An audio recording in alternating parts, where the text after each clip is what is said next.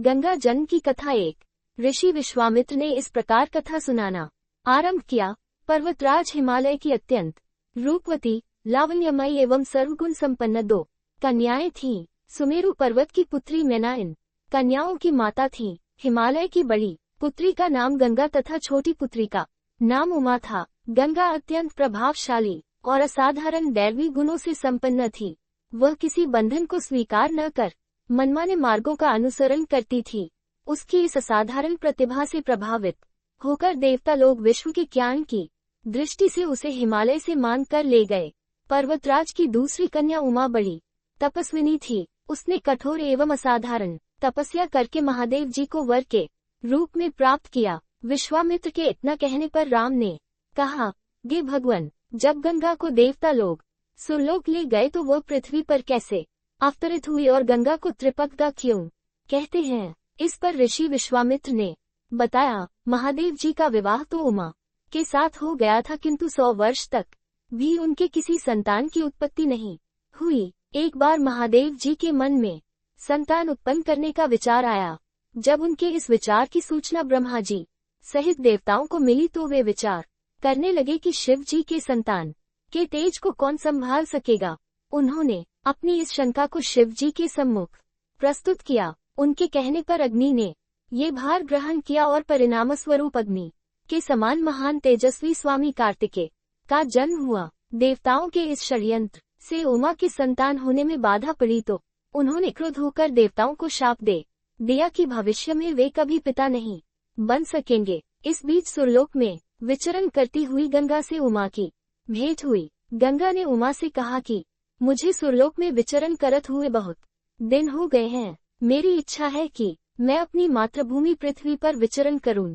उमा ने गंगा आश्वासन दिया कि वे इसके लिए कोई प्रबंध करने का प्रयत्न करेगी। वत्स राम, तुम्हारी ही अयोध्यापुरी में सगर नाम के एक राजा थे। उनके कोई पुत्र नहीं था। सगर की पटरानी केशिनी विदर्भ प्रांत के राजा की पुत्री थी। केशिनी सुंदर, धर्मात्मा और सत्यप्रायण थी। सगर की दूसरी रानी का नाम सुमति थी, जो राजा अरिष्टनेमी की कन्या थी। दोनों रानियों को लेकर महाराज सगर हिमालय के भृगुप्रस्रवण नामक प्रांत में जाकर पुत्र प्राप्ति के लिए तपस्या करने लगे। उनकी तपस्या से प्रसन्न होकर महर्षि भृगु ने उन्हें वर दिया कि तुम्हें बहुत से पुत्रों की प्राप्ति होगी। दोनों रानियों में से एक का केवल एक ही पुत्र होगा जो कि वंश को बढ़ाएगा, और दूसरी के 60,000 पुत्र होंगे। कौन सी रानी कितने पुत्र चाहती है, इसका निर्णय वे स्वयं आपस में मिलकर कर लें। केशिनी ने वंश को बढ़ाने वाले एक पुत्र की कामना की और गरुड़ की बहन सुमति ने 60,000 बलवान पुत्रों की। उचित समय पर रानी केशिनी ने असमंजस नामक पुत्र को जन्म दिया। रानी सुमति के गर्भ से एक तुंबा निकल जिसे फोड़ने पर छोटे छोटे 60,000 पुत्र निकले। उन सब का पालन पोषण घी के घड़ों में रखकर किया गया।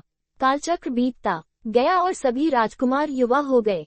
सगर का ज्येष्ठ पुत्र असमंजस बड़ा दुराचारी था और उसे नगर के बालकों को सरयू नदी में फेंककर उन्हें डूबते हुए देखने में बड़ा आनंद आता था। इस दुराचारी पुत्र से दुखी होकर सगर ने उसे अपने राज्य से निर्वासित कर दिया। असमंजस के अंशुमान नाम का एक पुत्र था। अंशुमान अत्यंत सदाचारी और पराक्रमी था। एक दिन राजा सगर के मन में अश्वमेध यज्ञ करवाने का विचार आया। शीघ्र ही उन्होंने अपने इस विचार को कार्य रूप में परिणत कर दिया। राम ने ऋषि विश्वामित्र से कहा, गुरुदेव, मेरी रुचि अपने पूर्वज सगर की यज्ञ गाथा को विस्तार पूर्वक सुनने में है, अतः कृपा करके इस वृतांत को पूरा सुनाइए। राम के इस तरह कहने पर ऋषि विश्वामित्र प्रसन्न होकर कहने लगे, राजा सगर ने हिमालय एवं विंध्याचल के बीच की हरी भरी भूमि पर एक विशाल यज्ञ मंडप का निर्माण करवाया। फिर अश्वमेध यज्ञ के लिए श्यामकर्ण घोड़ा छोड़कर उसकी रक्षा के लिए पराक्रमी अंशुमान को सेना के साथ उसके पीछे पीछे भेज दिया।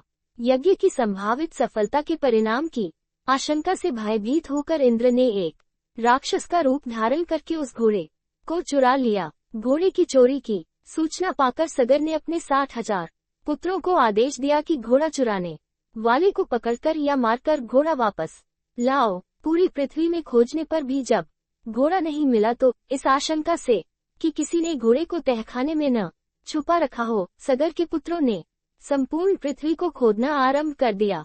उनके इस कार्य से असंख्य भूमितल निवासी प्राणी मारे गए। खोदते खोदते वे पाताल तक जा पहुँचे। उनके इस नृशंस कृत्य की देवताओं ने ब्रह्मा जी से शिकायत की तो ब्रह्मा जी ने कहा कि ये राजकुमार क्रोध एवं मद में अंधे होकर ऐसा कर रहे हैं। पृथ्वी की रक्षा कर दायित्व कपिल पर है, इसलिए वे इस विषय में कुछ न कुछ अवश्य करेंगे।